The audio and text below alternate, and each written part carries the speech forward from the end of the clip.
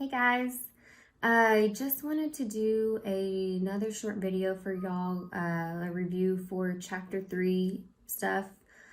Everything for chapter 3 is due on Sunday, so that's Sunday, June 14th at midnight or 11:59 p.m.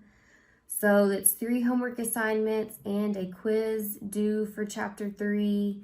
So you got about 4 assignments due. If you have any questions, just shoot me an email or hop on the Google Hangout group. If that time does not work for you, I have set up another time on Wednesdays at 8 a.m. If you are interested in hopping on that time, please shoot me an email and I can add you to that group. But today we're just going to be going over chapter 3 stuff. One other thing that I wanted to add is to be on the lookout for an announcement in regards to the exams, because I was just notified that the testing centers are still closed due to COVID. So when I know more information of how the tests will be done, I will let you know. They are going to be done online. They are still going to be proctored somehow. I'm not really sure. Whenever I do know how it's going to be done, I will get back to y'all. But this video is just for chapter 3 logic. So hope this helps. Alrighty, chapter 3 logic. The quiz has 15 questions and it's over 3.1, 3.2, 3.5, and 3.7. Remember, we put 3.1 and 3.2 together. So what you need to know, whenever you see the word and or but, really not going to see but, I don't think, you're going to replace it with this symbol. So this A without the line through it. You think and A, you can remember it that way. Whenever you see the word or, you're going to replace it with this V, you can say. Not, going to use the twiddle. That is whenever you negate something. When you negate something, you add not in there, and you're going to use this little twiddle symbol. Remember, when you have 2 negatives, it makes a positive. So when you have 2 nots, it's going to be, they cancel each other out, pretty much. And then you have your if-then statements. So you're going to have a lot where they tell you to write the compound statements in symbolic form. I have 5 examples here for you. So they're going to give you all different sentences. I'm just going to use the same P and Q. P is, it is cloudy, and Q is, it is raining. So the first one that we're going to look at is it is cloudy and it is not raining. So we have our word and, so we know that we're going to be using our A symbol. So it is cloudy is the first part of our sentence. It is cloudy is P. So we have P, and it is not raining. So we have not Q. Okay, our next one, it is raining or it is not cloudy. So we start with it is raining, so we start with our Q this time. We have the word or. The word or is with the V. And then it is not cloudy, so not P. Remember, they're not always going to give you if-then statements. They're going to give you ands or ors, so don't put an arrow on these questions. All right, the next ones are our if-then statements. So if it is raining, then it is cloudy. Okay, so if it is raining is Q, then it is cloudy is P. Okay, if it is not cloudy, then it is not raining. Okay, so if it is not cloudy, if it is not P, then it is not Q. And then the last one that we're going to look at is if it is not raining, if it is not cloudy. Now, I want y'all to really pay attention on this one. Whenever if is in the middle of the sentence, you're going to start here. So we're going to start right here where it says, if it is not cloudy. Okay, remember P is our cloudy. So we have not P. Then we're going to go back to the front of the sentence. Then it is not raining. If is in the middle, you start there and then you go back. Okay, there is one like that on the quiz. For 3.5, we did the converse, inverse, contrapositive of our conditional statement. Remember, they're going to give you a statement. The given statement is always your conditional statement. This is what we start with. This one is always valid. When something is valid, it means that it is logically equivalent to our conditional statement. So our conditional statement is always valid because it is logically equivalent to itself. It's equal to itself. The converse, you're going to switch the sides of your conditional statement. So our conditional starts with P to Q. If P, then Q. Our converse, when we switch our sides, we have if Q, then P. The converse is not logically equivalent. Therefore, it is invalid. The converse and the inverse are always invalid. And the conditional and contrapositive are always valid. Our inverse, we negate both sides. So the order stays the same, but we are negating. So we have if not P, then not Q. And again, these are invalid. And then our contrapositive, we do both. We switch and we negate. So we switch sides and we negate. We have if not Q, then not P. And these are always valid because these are logically equivalent. All right, let me move on. Okay. So this is an example. They're going to ask you to write the converse, inverse, and contrapositive of the given statement. So they're going to give you a statement that is always the conditional statement. This example is if it's a car, then if it's a BMW, then it's a car. So let's just say that BMW doesn't make any SUVs. They only make cars. So if it's a BMW, then it's a car. Okay, we're just going to name these P and Q. That's the easiest thing, if P, then Q. Okay, so our converse. Remember, our converse, we switch sides. So if we're going from P to Q on the conditional, we're going to switch our sides, and it's going to be if Q, then P.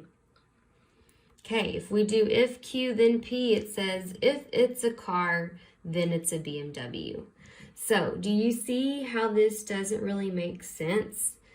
Our given statement says if it's a BMW, then it's a car. That is assuming that BMW only makes cars, no trucks, no SUVs, none of that.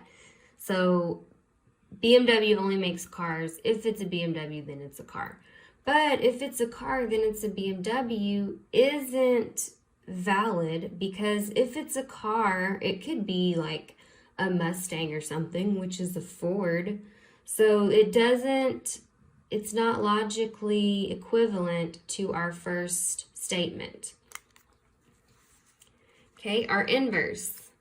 Our inverse, the rule for the inverse is that we are going to negate both sides. So our original goes from P to Q. Our inverse is going to be if not P, then not Q. So if it's not a BMW, then it's not a car. And that doesn't make sense either. It's not logically equivalent, because if it's not a BMW, then it's not a car. It can still be a car. Again, if it's like a Mustang or something, it's a Ford, but it's still a car. So that one is invalid.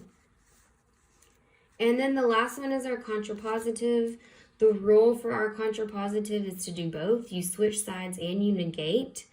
So we have if not Q, then not P. So if it's not a car, then it's not a BMW. This one is valid. This one makes sense because BMW only makes cars. So if it's not a car, then it can't be a BMW. So that one is valid. And then they're going to tell you to write the converse, inverse, and contrapositive of the statement that is in symbolic form.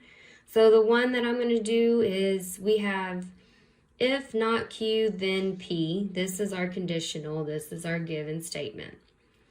Okay, our converse, we switch sides, so all we're doing is switching. So we have if P, then not Q. Our inverse, we negate both sides, so our order stays the same. So whenever we negate Q, and we put in a negation in front, it cancels out and we are left with a positive Q. So if Q, then not P. And then our contrapositive, we do both rules. We switch and negate. So we have if not P, then then Q. Alrighty, 3.7. So I'm really not going to go into this too much. There is a video on the TechSmith Relay website. So if you click on the video link that's in Moodle, there's a video that goes over everything for this, and it's a pretty long video. It's like 8 minutes or something. So watch this.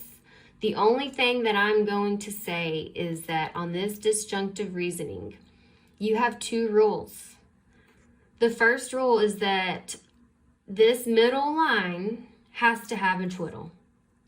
It has to negate the original. So our original P was just like a regular P. We have to negate that in the middle. Whenever they have the twiddle at the end, it is invalid. And then the second rule is that our conclusion has to be what's left. So if we use P in the middle, Q has to go left. Q has to go on the bottom. And if we use Q in the middle, P has to go on the bottom.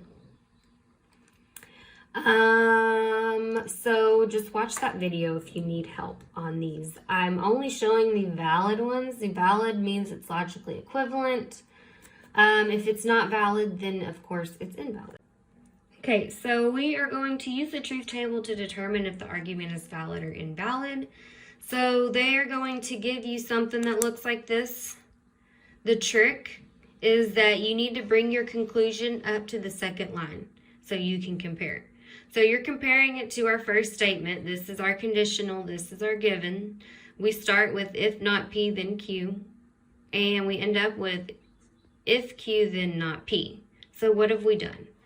We have switched the sides, and they have stayed the same, so that all we've done is switch the sides. So that's the converse.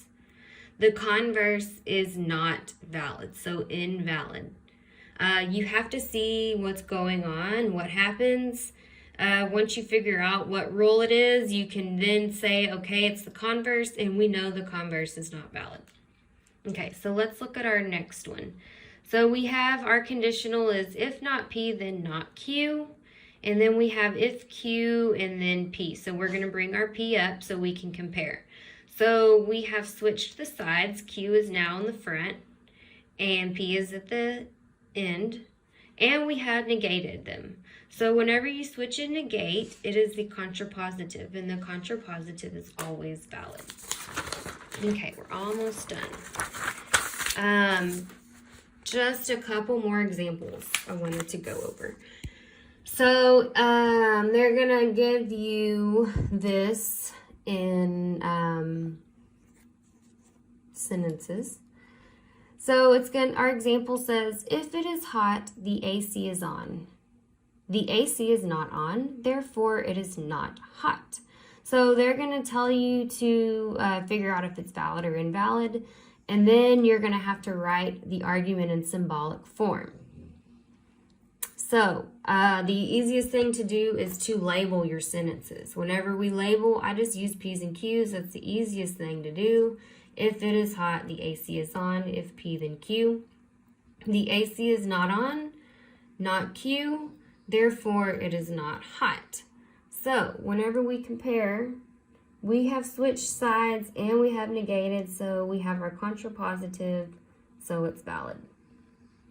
Whenever you write it out, these brackets in parentheses and this never change. So if you want to write this down, this is kind of like just like a blank formula for you to put your pieces in. Everything is going to go into this. Alrighty, and then the last one that I wanted to go over is they're going to give you like a first premise, second premise, and then you have to figure out what the conclusion is. So if I go on vacation, I go to the beach. If I go to the beach, I get sunburned. What is our conclusion? They want a valid conclusion. So I'm going to label. If I vacation, I go to the beach. If P, then Q. If I go to the beach, I get sunburned. If Q, then R. So our conclusion, if we go from P to Q and Q to R, and then I can join these together because if we're going P to Q and Q to R, then P has to go to R. So P to R would read, if I vacation, I get sunburned. All right, and that is all for this review.